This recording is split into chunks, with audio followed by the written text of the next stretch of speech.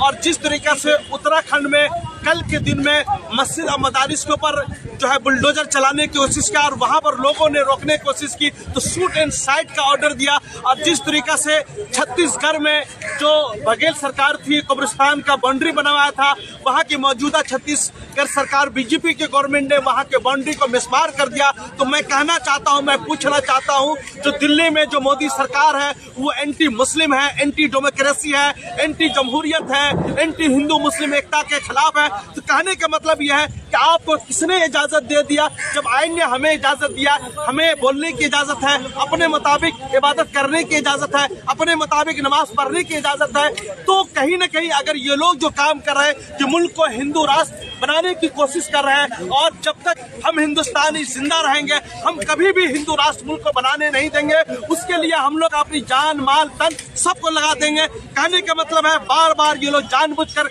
वोटों की सियासत करके ये लोग नौकरी लोगों को नहीं दे पाए, ये लोग रोजगार नहीं दे पाए, औरतों का तहफ़्फ़ुज़ नहीं कर पाए, स्कूल नहीं दे पाए, कॉलेज नहीं दे पाए, हॉस्पिटल नहीं दे पाए, तो सिर्फ वोट हासिल करने के लिए मंदिर मस्जिद के मुद्दे को सामने में लेके आते हैं। कहीं पर मस्जिद के मिसमार करने की बात करते हैं। पूरे देश भर में यही चल रहा है। मैं पूछना चाहता हूँ, 800 साल 900 साल पुरानी मस्जिदों को शहीद कर रहे हैं। सोनहरी मस्जिद का भी केसेस है।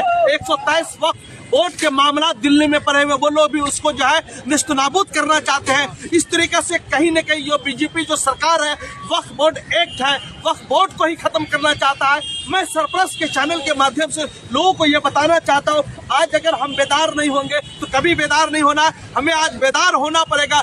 जो हमें डेमोक्रेसी ने, हमें आइन ने जो हक दिया है प्रोटेस्ट करने का और एहतजाज के साथ नहीं, पीसफुली प्रोटेस्ट करने का, गांधी जी ने हमें हक दिया, मौलाना आजाद ने हक दिया, सुभाष चंद्र बोस ने दिया। हमें इसके लिए आवाज उठाना पड़ेगा, पीसफुली उठाना पड़ेगा। आप जान सकते हैं 2-3 दिन कबल मुफ्ती सलमान अजहरी साहब को उन्होंने अरेस्ट कर लिया। एटीएस ने, गुजरात एटीएस ने गिरफ्तार किया। कहने का मतलब क्या? उससे ज्यादा कई गुना हेट स्पीच, मतलब नफरत फैलाने वाली स्पीच हिंदू महासभा के लोग देते हैं, आरएसएस के लोग देते हैं, बीजेपी के लोग देते हैं, बीजेपी के मंत्री देते हैं, बीजेपी के संसद देते हैं। बीजेपी के संसद जो है, संसद में बैठ करके मुसलमानों को दहशतगर्द कहता है, मुसलमानों को कटवा कहता है। तो कहने का मतलब यह है, आप जो करें वो सब ठीक, हम आ करते तो हो जाते हैं। मतलब ये दोहरी नीति जो देश में चलाने की बात कर रही है, ये कहीं न कहीं बीजेपी सरकार और मोदी सरकार जो है इस देश को बांटने की कोशिश कर रही है।